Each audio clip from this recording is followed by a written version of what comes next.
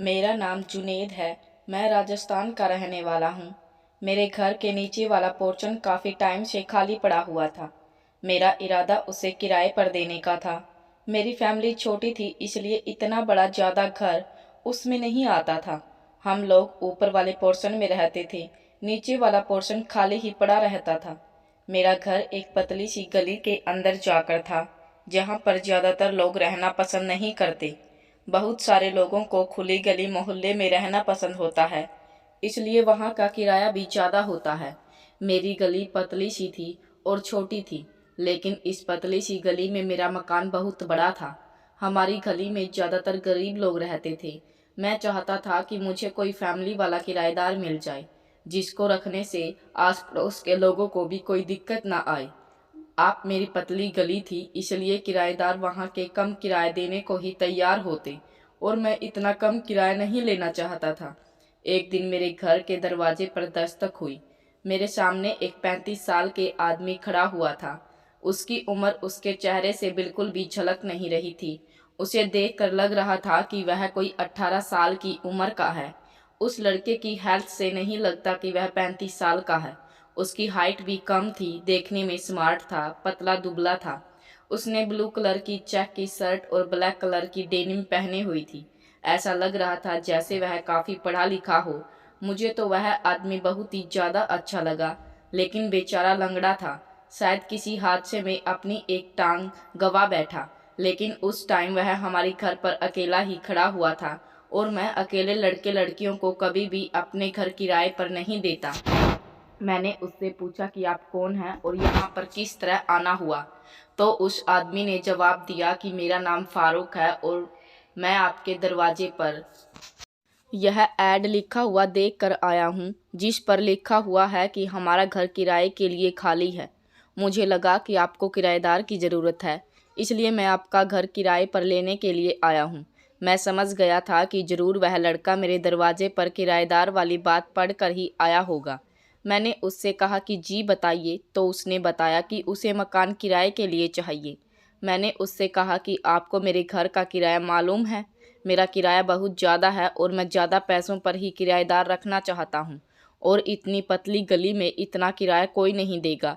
इसलिए मैं आपसे घुमा फिरा कर बात नहीं करूँगा और ना ही आपका टाइम वेस्ट करूँगा।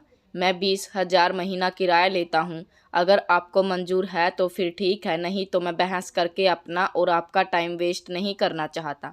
वह आदमी कहने लगा, फिर ठीक है, मैं आपको 20,000 महीना देने के लिए तैयार हूँ, क्योंकि मुझे कहीं और घर मिल भी नहीं रहा और मैं इस काबिल नहीं कि ज़्यादा भाग दौड़ कर सकूं।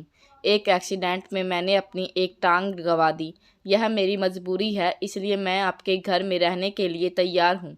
मैं अपनी मजबूरी को जानता हूँ, मुझे आपकी मजबूरी के बारे में नहीं पता। मुझे कोई भी इंसान अपना मकान किराए पर देने के लिए तैयार नहीं। मैं पिछले मोहल्ले में भी पूछ कर आया हूँ, लेकिन कोई भी मुझे अपने घर में रखने के लिए तैयार नहीं है, सिर्फ इसलिए कि मैं अकेला हूँ। मैम ने बड़ी हैरानी से उसकी तरफ देखते हुए पूछा, क्या मतलब तुम्हारा? तुम अकेले हो? अगर तुम अकेले हो तो तुम एक कमरे में रहकर क्या करोगे? तुम किसी हॉस्टल में क्यों नहीं जाते? अब मैं भी उसे घूरते हुए देख रहा था। उसने मुझसे कहा कि भाई मैं हॉस्टल में ज़रूर चला जाता, लेकिन हॉस्टल या तो लड़कियों के लिए होता है या फिर लड़कों के लिए, जबकि मेरे साथ मेरी पत्नी भी है। मैं उसके साथ वहाँ हॉस्टल में तो नहीं रह सकता। आप भी समझदार और फैमिली वाले लगते हैं। आपको पता होगा कि किसी औरत की हिफाजत करना कितना मुश्किल काम है, और यहाँ पर लोग हैं अकेले लड़के को मकान किराए पर देने के लिए राजी ही नहीं हो रहे। मेरी पत्नी और मेरी फैमिली में से कोई भी नहीं है। ना मेरी पत्नी की फैमिली वाले हमारे साथ रहते हैं, ना मेरे माता पिता। उस आदमी ने मुझे अपने बारे में सारी डिटेल बता दी। फिर मैंने पूछा, क्यों तुम इस दुनिया में अकेले हो? क्या नहीं साहब, मैं अकेला नहीं हूँ, मेरा पूरा परिवार दूसरे शहर में रहता है। मैं यहाँ पर काम के सिलसिले में आया था और यहाँ पर रहते हुए मुझे काफ़ी टाइम हो गया। तभी मेरी मुलाकात यहाँ एक लड़की से हो गई और मुझे उससे प्यार हो गया। हम दोनों ने शादी कर ली। मैं जिस जगह पर काम करता था वह लड़की भी वहीं काम करती थी। बस वहीं पर हम दोनों की मुलाकात हो गई। लेकिन अब शादीशुदा हो गई हैं और हम दोनों ही एक साथ एक घर में रहना चाहते हैं। और कोई भी हमें घर देने के लिए तैयार नहीं। आप ही बताइए, हमारे माता पिता दूसरे शहर में रहते हैं तो हम उनके पास तो नहीं जा सकते ना। पहले कंपनी ने हमें फ्लैट दिया हुआ था। हम दोनों अलग अलग अपने फ्लैट्स में रहते थे, जहाँ पर लड़के लड़कों के साथ फ्लैट शेयर करते थे और लड़कियाँ लड़कियों के साथ। अब जब हम दोनों की शादी हो गई है तो हम दोनों इस तरह से अलग अलग नहीं रह सकते। अब हम एक साथ रहने की ज़रूरत है और हमने शादी भी कोर्ट मैरिज की है, तो ऐसे में हम कसूरवार हो गए। पैसे होने के बावजूद भी हमें कोई मकान किराए पर देने के लिए राज़ी नहीं है। मैंने उस आदमी से कहा कि चलो कोई बात नहीं, तुमने शादी की है, मुझे खुशी है कि तुमने निकाह किया है, वरना तो आजकल लड़का लड़की आपस में गलत काम करते हैं और इसी वजह से गुनाह में शामिल हो जाते हैं। होटल में घूमते फिरते हैं और इस तरह से लड़का लड़की दोनों की ही बदनामी होती है। और जब एक शादीशुदा कपल मकान किराए पर लेने के लिए जाता है तो उसे हजारों सवाल जवाब किए जाते हैं। मैं भी आपको देखकर थोड़ा जज्बाती हो गया था। मैंने उस आदमी से काफ़ी देर तक बातचीत की, क्योंकि मेरी अपनी फैमिली भी इसी घर में रहती थी।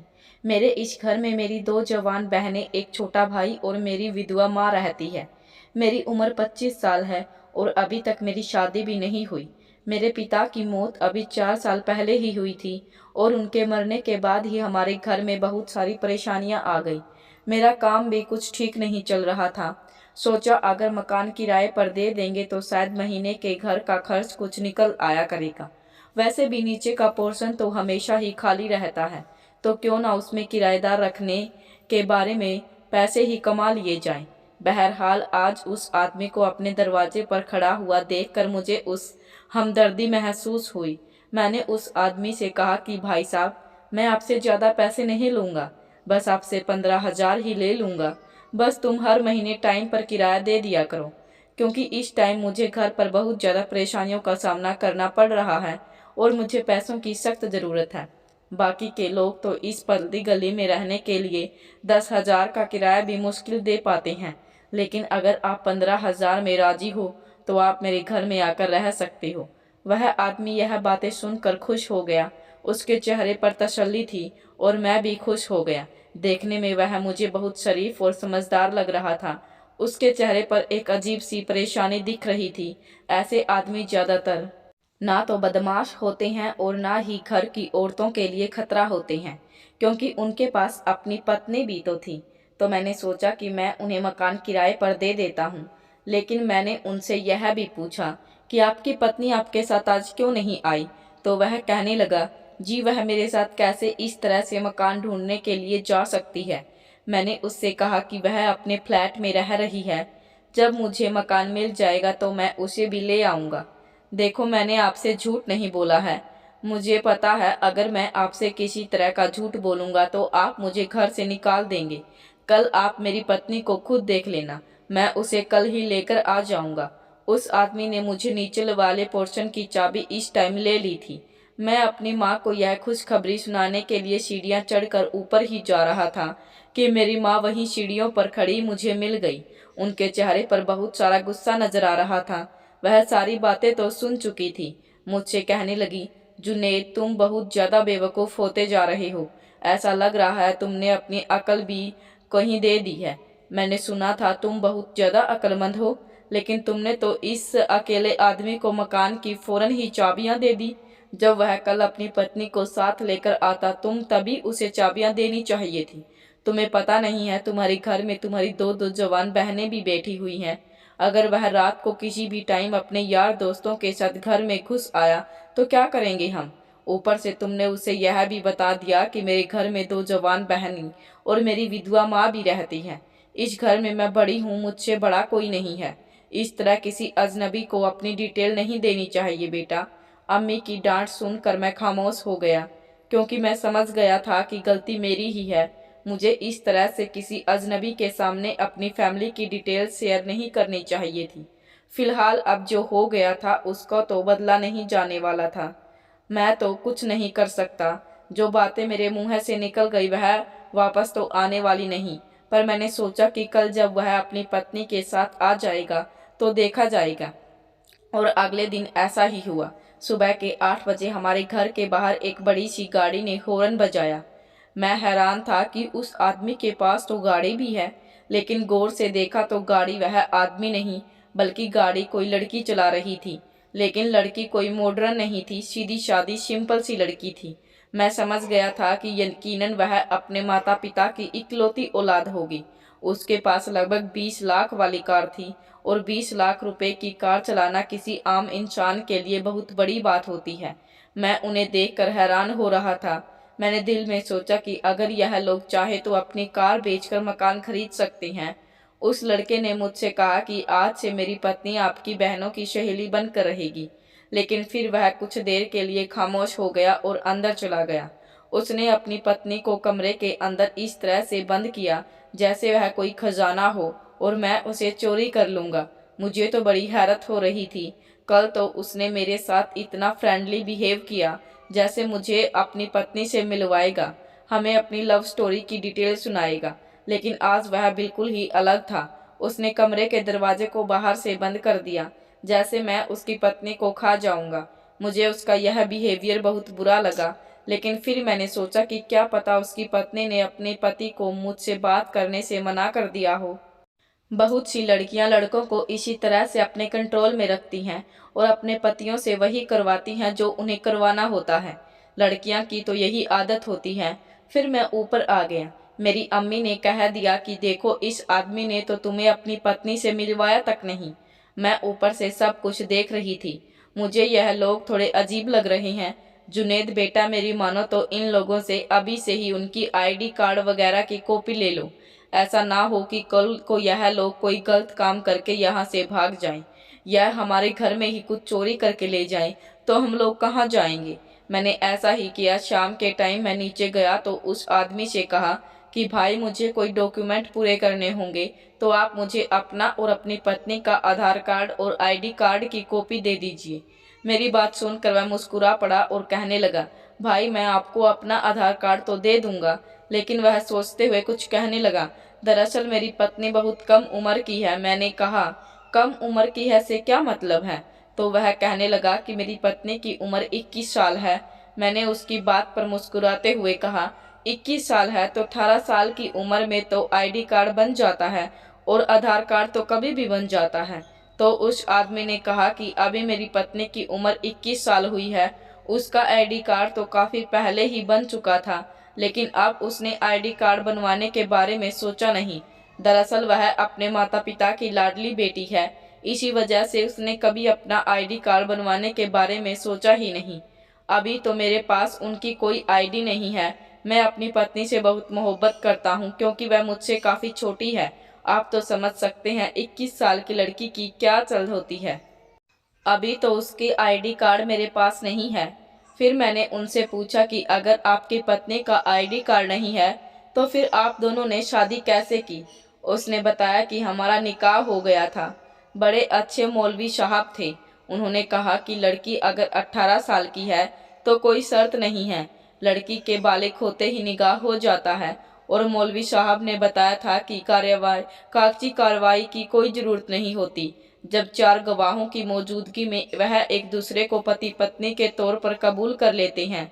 अगर देखा जाए तो शादी करने के लिए डॉक्यूमेंट वगैरह इतनी ज़रूरत नहीं होती, बस 2 लोगों का राजी होना ज़्यादा ज़रूरी है। वह लड़का मुझे न जाने क्या क्या सुनाने लगा। मैं यह सोचने में बिजी हो गया था कि उसकी पत्नी इतनी कम उम्र की थी, जबकि उसकी साथ में की उम्र 35 साल थी। फिर भी वह भी गाड़ी किस तरह चला रही थी। जिसके पास अपनी गाड़ी हो, अपने माता पिता की वह इकलौती औलाद हो, इतनी बेवकूफ़ तो नहीं होगी। अब मैं ज़्यादा जिद बहस नहीं कर सकता था, क्योंकि इस आदमी के पास हर बात का जवाब होता। मैं इसे जो भी सवाल करता वह मुझे उसका ऐसा पलट कर जवाब देता कि मैं हैरान हो जाता, और मजबूरन मुझे खुद ही खामोश होकर वहाँ से जाना पड़ता। लेकिन अब कुछ ऐसी भी चीज़ थी जो उस आदमी की कही हुई बातें अलग थी।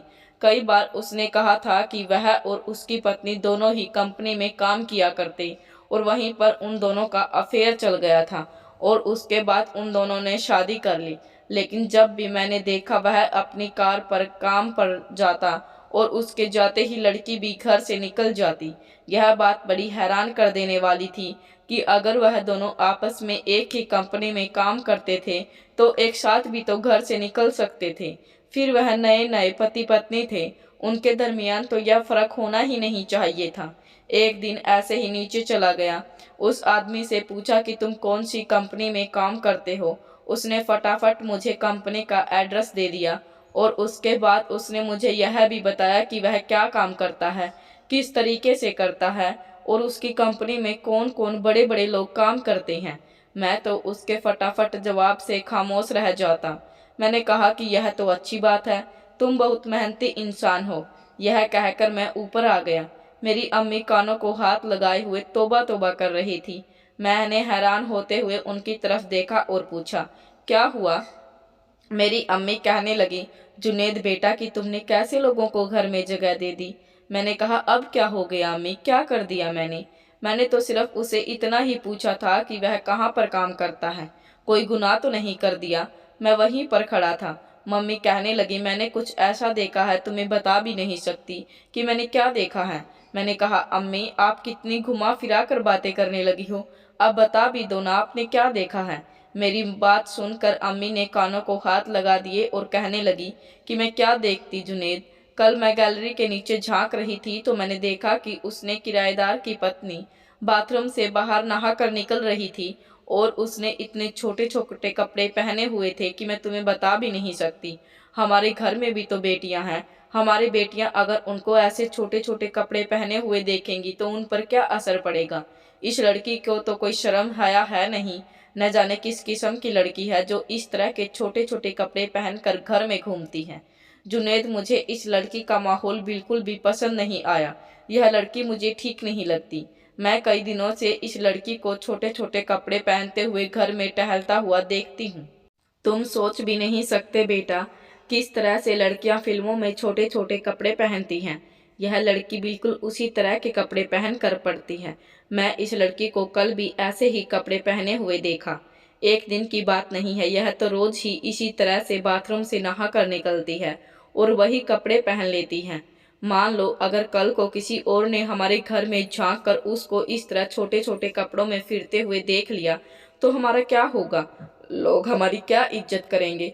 यही कहेंगे कि हमने कैसे किराएदार को घर में रखा हुआ है। अम्मी की बात सुनकर मैं भी डर गया था। फिर हंसते हुए कहने लगा, अम्मी जान तुम लोगों की जासूसियत मत किया करो। तुम्हें लोगों के घर में झांकने की क्या जरूरत पड़ी? पढ़े लिखे लोग हैं, कंपनी में काम करते हैं, इसलिए इस तरह के कपड़े पहनते होंगे। आजकल तो वैसे भी माहौल छोटे कपड़े पहनने का ही है और आपका क्या हक बनता है कि आप किसी की गैलरी में नीचे झांक कर खबरें लो और फिर तुम मसाले लगा लगा कर मुझे बताओ। वह दोनों पढ़े लिखे लोग हैं, उनका माहौल बिल्कुल अलग है। अगर वह इस तरह के कपड़े पहनती भी है तो उसके पति को इससे कोई ऐतराज नहीं, तो फिर हमें भी उसके ऐसे कपड़े पहनने पर कोई ऐतराज नहीं होना चाहिए। इस तरह से कपड़े पहनने में लिए तो आपको कोई परेशानी नहीं होनी चाहिए। आप बेवजह उन लोगों पर निगाह मत रखा करो। मेरी बात सुनकर मेरी अम्मी भी हंस पड़ी और कहने लगी, ऐसी बात नहीं बेटा, घर में तो जवान बेटियां हैं, मुझे बस अपनी बेटियों की फिक्र लगी रहती है, कहीं कोई मेरी बेटियों पर उंगली ना उठा ले। मेरी बेटियां बहुत शरीफ हैं और फिर तुम भी तो मेरे जवान बेटे हो। ऐसी लड़कियां एक के बाद एक लड़के को अपने जाल में फंसा लेती है। खैर तुम खुद नीचे जाकर किसी दिन उस लड़की के पति को समझाना, क्योंकि आसपास के लोग भी तो देख सकते हैं और इस तरह से इस लड़की की खुद की भी तो बदनामी हो जाएगी। मैंने कहा, आप बिल्कुल ठीक कह रही हो अम्मी, लेकिन मैं उसके पति से इस तरह की बात नहीं कर सकता, वरना वह सोचेगा कि शायद मैं भी तुम्हारी तरह नीचे झांक कर देखता हूँ। फिलहाल बात पूरी करके मैं अपने घर से निकल आया, लेकिन मैंने सोचा कि मेरी माँ जो मोहल्ले से और आसपास के लोगों की वजह से परेशान और फिक्रमंद थी वह बिल्कुल ठीक थी और बिल्कुल ऐसा ही हुआ। ठीक 2 दिन के बाद जब मैं सामान लेने के लिए अपनी गली से बाहर जा रहा था तो मुझे किराने स्टोर पर खड़े हुए हमारे घर के सामने रहने वाले वाजिद साहब ने रोक लिया। माजिद साहब बहुत पढ़े लिखे आदमी थे और हमारी गली में रहते हैं। तकरीबन उन्हें 25 साल हो गए थे। पूरे परिवार के साथ वह यहाँ पर रह रहे थे। वाजिद साहब के माता पिता की मौत हो चुकी थी। अब वह अपनी पत्नी और अपने बच्चों के साथ घर में रहते थे। मुझे देखते ही उन्होंने मुझे अपने पास आने का इशारा किया। कहने लगे, अरे जुनेद बेटा, मुझे तुमसे एक ज़रूरी बात करनी है। वाजिद साहब बहुत ज़्यादा परेशान लग रहे थे। मैंने कहा, जी बस कहिए क्या बात है। तो वह कहने लगे, दरअसल जो बात मैं आपसे करना चाहता हूँ वह मैं नहीं बल्कि मोहल्ले के 3-4 बड़े बड़े और लोग भी आपसे बात करना चाहते हैं। आप बताओ, अगर आज तुम किसी टाइम फ्री हो तो गली के कुछ लोगों के साथ मीटिंग पर आ जाना। सारी बात वहीं पर होगी। हम सब गली के लोग तुमसे बात करना और मिलना चाहते हैं। मैंने कहा, अरे वाजिद साहब, मैं कब से कोई ऐसा सेलिब्रिटी बन गया कि लोग मुझसे बात करना चाहते हैं। वाजिद साहब ने कहा, नहीं, ऐसी कोई बात नहीं है। दरअसल तुमने जिन लोगों को मकान किराए पर दिया हुआ है, हम उनके बारे में तुमसे कोई बात करना चाहते हैं। मैंने वाजिद साहब को समझाने की कोशिश की तो उन्होंने हाथ उठाकर मुझे रोक दिया और कहने लगे, यहाँ पर बात नहीं करते हैं, रात को ही आप मेरे घर पर आ जाइएगा, वहीं पर मीटिंग होगी और वहीं इस बारे में बात होगी।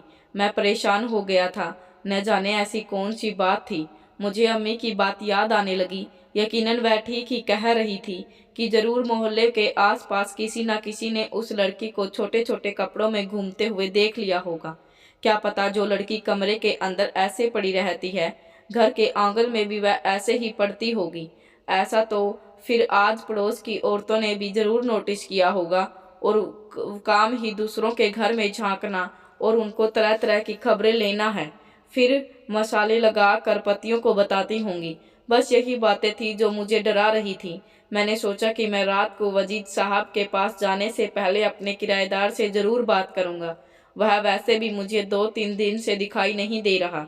शाम के 7 बजे विवादित साहब की तरफ निकल गया और उनके घर पर गया तो वहां पर गली में काफी सारे लोग बैठे हुए थे और सबके चेहरे पर तेवर अलग ही दिखाई दे रहे थे, जिन्हें देखकर मैं डर गया। मुझे पता चल चुका था कि यह लोग बहुत ज्यादा गुस्से में यहाँ पर बैठे हुए मुझे देख रहे हैं और मुझसे बड़े नाराज लगते हैं। मैं जब गया तो जाते ही उन लोगों से पूछा कि क्या बात है, मैं आपके गुस्से की नाराजगी की वजह जान सकता हूँ। उन्होंने कहा, देखो बेटा जुनेद, हम सब शरीफ लोग हैं, इस मोहल्ले में रहते हैं और तुम्हारे घर में जो किराएदार आए हैं उनकी हरकतें कुछ ठीक नहीं हैं। तुम्हारे घर में जो किराएदार आदमी है वह रंग बिरंगे लोगों को घर में लेकर आता है। मैंने कहा, आप लोग कैसी बातें कर रहे हैं? मैं तो मकान मालिक हूँ, अपने किराएदार पर यकीन रखता हूँ और नज़र भी रखता हूँ। वह तो सिर्फ पति पत्नी है जो एक साथ पता नहीं कब से रह रहे हैं और आज आप लोगों को इतने महीनों बाद यह बात याद आई है। उन लोगों को यहाँ पर रहते हुए 4 महीने हो गए हैं। कहीं आप लोगों को इस बात की तकलीफ तो नहीं हो रही कि जुनेद को इतना ज़्यादा किराया कैसे मिल रहा है? इतनी पतली सी गली में घर होने के बावजूद। मेरी बात सुनकर वाजिद साहब ने नाराजगी से मेरी तरफ देखा। कहने लगे कि हमें तुम्हारे मुंह से यह बात सुनकर बहुत ही अफसोस हुआ। जुनेद बेटा, हमने तो नहीं सोचा था कि तुम हमारे बारे में इतना गलत सोचते हो। बात यह है कि तुम्हारा घर अब घर नहीं रहा, तुम्हारा घर अब कोई और जगह ही बन गया है। मैं खड़े होकर गुस्से में आकर कहा, अरे आप लोगों का मतलब है? तो वाजिद साहब ने कहा कि हमारा मतलब बिल्कुल साफ है। तुम्हारे घर में तरह तरह की औरतें आती हैं। उन लड़कियों का चेहरा तो ढका हुआ होता है, लेकिन हम उन लड़कियों को आते हुए काफी टाइम से देख रहे हैं। हर 15 दिन में एक नई लड़की तुम्हारे घर पर आती है। पता नहीं तुम्हारा ध्यान कहाँ पर होता है। शायद ज्यादा किराया देखकर तुम्हारी आंखें खुल गई हैं और दिमाग बंद हो गया है, वरना हमें तो साफ नजर आता है कि तुम्हारे घर में हर 15 दिन में एक नई औरत आने लगी है। तुम्हें लोगों को मकान किराए पर दिए हुए कितना टाइम हो गया? इतने दिनों में ही हम यहाँ पर 4-5 लड़कियों को आते हुए नोटिस कर चुके हैं और अभी उन लोगों को यहाँ पर रहते हुए 6 महीने भी नहीं हुए हैं और तुम बेवकूफ़ हो। बाकी लोगों ने भी ऐसे ही बातें कही। वह आदमी हर बार किसी नई लड़की को लेकर आता है, या तो वह किसी दूसरे को भी बुलाता है या फिर वह लोग तुमसे कोई बात छुपा रहे हैं। देखो जुनैद बेटा, हमें तुम पर बहुत भरोसा है। तुम जवान हो और अब तुम्हारे पिता भी इस दुनिया में नहीं, इसलिए हमारा काम तुम्हें समझाने का है। और हम सब भी इसी मोहल्ले में रहते हैं। सिर्फ तुम ही इस मोहल्ले में नहीं रहते बेटा, बाकी और लोग भी रहते हैं और सबकी बेटी बहू की इज्जत है यहाँ पर। ऐसे में अगर हमारे मोहल्ले में यह काम शुरू हो जाएगा तो फिर हम लोग कहाँ जाएंगे? मुझे सबकी बातें सुनकर बहुत ज़्यादा गुस्सा आ रहा था। मैंने कहा अगर आप लोगों को ऐसा ही लगता है तो आप सब लोग उस आदमी को अपने पास बुलाकर उससे बातें कर लो। मैंने तो जब उसे किराए पर मकान दिया था तो तब उसके पास एक ही लड़की थी और वह उसकी पत्नी है।